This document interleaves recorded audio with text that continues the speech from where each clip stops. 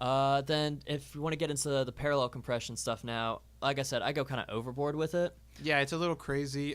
This is not for the faint of heart. There's a lot of compressing going on, but like I said, well, actually, like Sean said, it's actually down here. One of them is a printed. Yeah. From his DB160. So for those of us who don't have that piece of hardware, you could choose. Basically, he's using it as more of like a slammed compressor. I think I did about 10-to-1 ratio, maybe a little bit more. The DB8 or DBX 160As are kind of cool. The ratios go all the way up to like negative infinity to 1. So you can do some really cool things with ratios, but I think I was around the 10-to-1 there, and like getting around maybe 10 to 15 dB of reduction with those. Yeah, so it's not, totally squashed, but you could get a good amount of flattening with your plug-in compressor. And he just decided to print it again, another savings in terms of processing power. And then if we go over to the second one, this one's cool. If you want to talk about this one a little bit, I'll sure. Here. So since I do a bunch of parallel compression, there's a reason for each thing. So with the DBX 160s, that's to get the squash and just like the punch to it.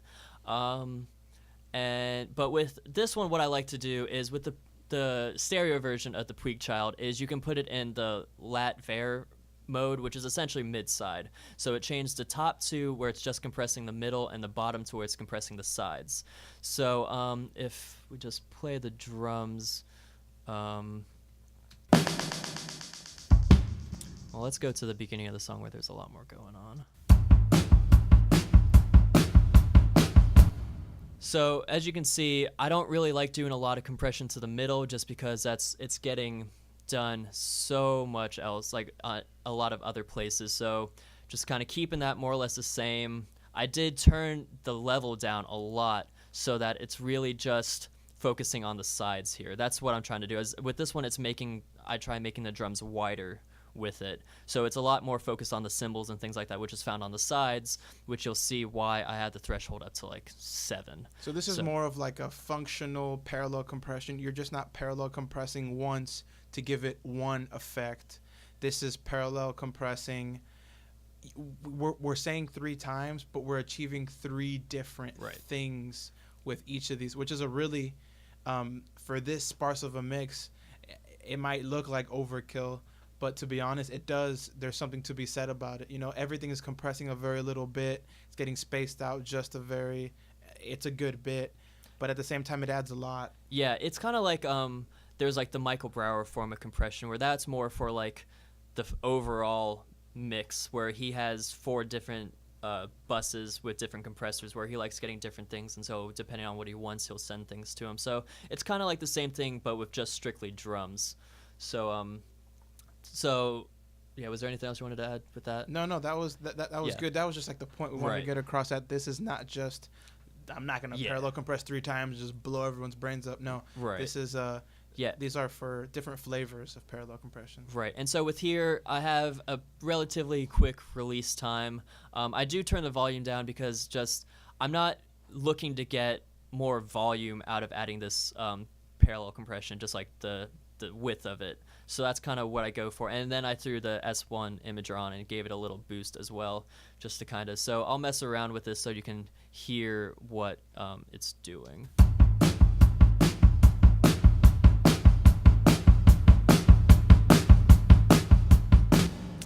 And I guess I did some automation there. Again, like I said, there's not a lot of cymbal stuff going on, so let's maybe go over here instead.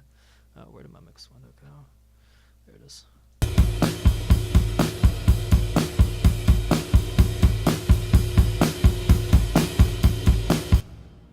Yeah, so something like that. Yeah, that's pretty cool. If you're looking at the gain reduction meters, they are very slight. Right. But a lot of it is more to like basically tricking your ears to think that the sides are louder using the lateral and vertical functionality out of it. And then Child. Yeah, that's pretty much it. And you get the same kind of punch out of it like I was talking before. And my last thing is I picked up at an old internship I actually had.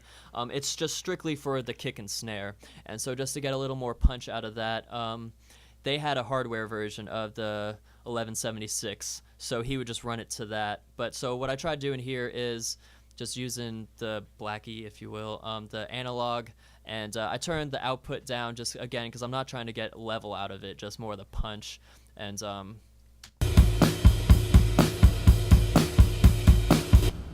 yeah, so you see I'm doing maybe like 7 dB. What he used to do is like he would have the all faders in, and if all the music was off and there was just silence in the room, you could hear the needle clicking on the 1176. Like that's how hard he was hitting it.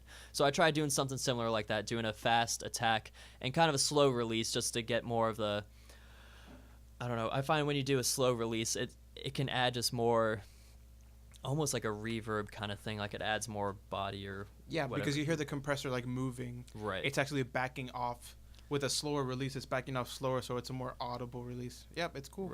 Right. And so with all the other compression, you can see I really don't have that much added here. If you want, I can I'll take all of my parallel compression out so you can hear what everything's like, and then add it slowly in so you can see like what it does. Yeah, but starting from left to right when we add them back in.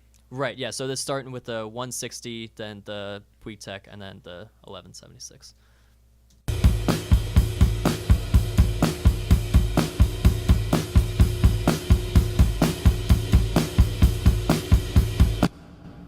So some of it's pretty subtle. That's pretty much it for the drums. I do have a little going on over here. It's probably overkill with all the compression I do, but so with this one with bus compression, I don't have like a stock one with drums. I kind of switches between like the 2A, the SSL. Is there anything that you use for? I like the FabFilter Pro C. I could use the SSL. Sometimes I just forget because my go-to is the FabFilter Pro C because of the way it, just like the readout, makes it easier for me to understand what it's doing. Yeah, the knobs, I understand what attack, release, and knee and all that stuff do. It's just seeing it makes it a lot easier. But at the same time, using a plugin like this, you're not so dependent on what you're seeing. You're more dependent on what your ears are hearing, which is also a good thing. But yeah, like I said, I could use anything. Right. My theory with this though is I don't like getting, since there's so much compression going on. This is more kind of a gluing together. So it generally, yeah, like you saw, was hardly doing anything. Yeah. It's just really kind of like kissing the needle, keeping it, just everything kind of in check. And so I think I did go through like the SSL, maybe the Puig Child, and all of that just to see what sounded best. And to me, with this mix, this one just kind of worked. Nice. Might be weird. I kind of like distortion on drums sometimes. So I didn't do it this time, but sometimes I'll send it to like a decapitator. But with this, I sent it to the Kramer tape emulator that Waves comes out with. So where is that? Here it is. Session's too big, man. Yeah, it's crazy. So this is just strictly to emulate tape. Back in the day with tape, the natural compression that would happen on drums and bass with tape just made it awesome. Like that was one of the things that people miss. Oh yeah. Just with tape on drums and bass. So that's pretty. I send more things to this than just that, but with this strictly, I will send just the drums first to try and get the sound that I want out of it. And it's just kind of, I don't have like a stock thing I go with. It's just playing around with it until it gets the sound out of it that I want. So I'll take this out and add it in so you can kind of hear what I did. And I'll play with the automation, or not the automation, but the send, so you can really get a feel for what it does like in excess.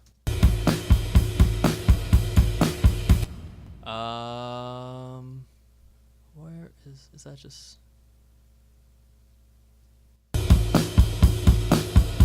Okay, that was weird. Okay, so yeah, this is it without it.